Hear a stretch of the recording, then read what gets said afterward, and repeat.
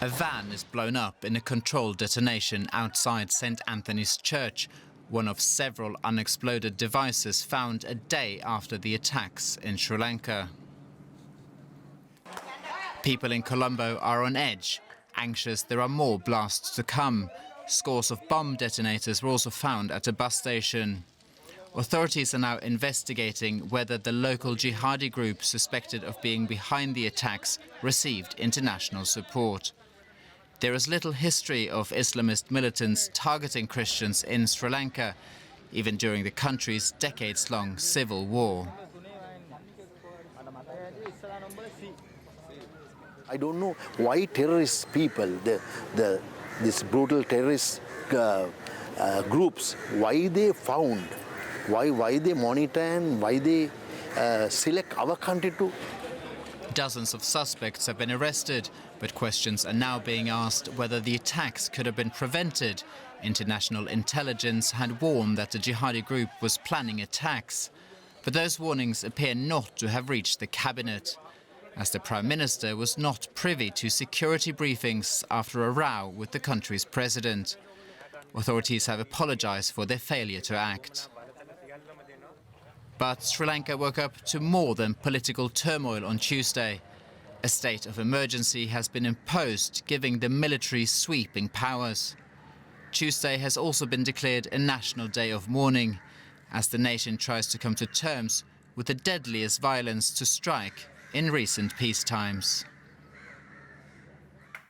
Let's get the latest now from the Sri Lankan capital, Colombo. Journalist Jamila Najmuddin is standing by for us. Jamila, today is a day of mourning in Sri Lanka. What's the atmosphere like in the capital?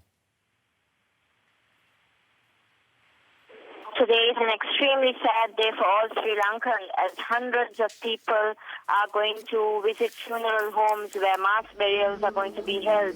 In fact, right now as we speak, there's a mass burial going on in Negombo, where the second bomb struck the St Sebastian's church on Sunday morning. Wherever you see, wherever you go, you see people crying. There are massive queues trying to get into funeral homes. They are obviously being body searched before being allowed to go in, but everybody is extremely sad. They're shocked, they're disappointed, but more than that, they're very scared. Well, amidst the grief, people must also be wondering how this could have happened. What do we really know at this point about who was behind the attacks?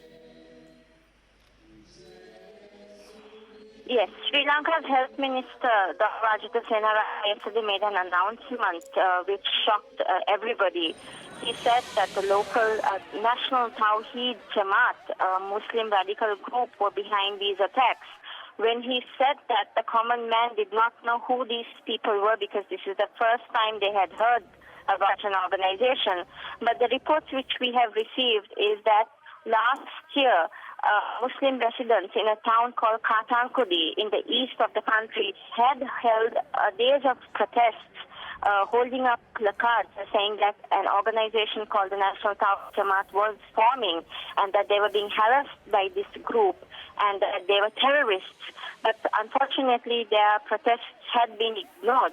And in February this year, there was another incident where some Muslim youth had gone and vandalized Buddhist statues. Apparently, according to the government, one of the youth who was responsible for that attack turned out to be the suicide bomber on Sunday. So what we know from what the information we have received so far is that this group has been forming for some time, but unfortunately nobody took any notice, and on Sunday they made their mark very heavily.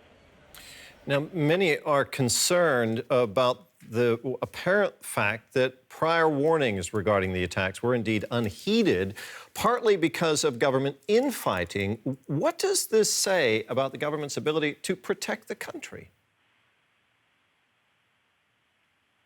There are severe questions being raised right now whether the government is capable of protecting its citizens moving forward from now onwards, because ever since Prime Minister Ranil Wickremesinghe admitted that the police had prior warnings but adequate measures were not taken, there have been questions raised whether this government is now capable of being in governance furthermore. We are seeing reports that there is a stiff still going on between the President and the Prime Minister, which has been in place since October last year. So there are questions being raised, but it's still too early to answer that since we are still recovering from the explosions on Sunday. But moving forward, definitely the government and the President himself will have to answer their citizens. Jamila, in light of the weekend's bombings, are people in Sri Lanka concerned about the risk of sectarian violence spreading again? Briefly, if you can. Yes, definitely. In fact, there have been some isolated incidents which have already been reported since Sunday, where some Muslim mosques have been attacked.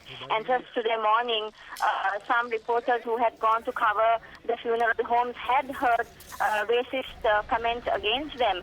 So definitely there is a fear that moving forward, there is a tension that racism might be ignited in the country. And we just hope and pray that the security forces are able to avert it. Jamila, thank you very much for bringing us up to date there. That was journalist Jamila Najmuddin in the Sri Lankan capital, Colombo.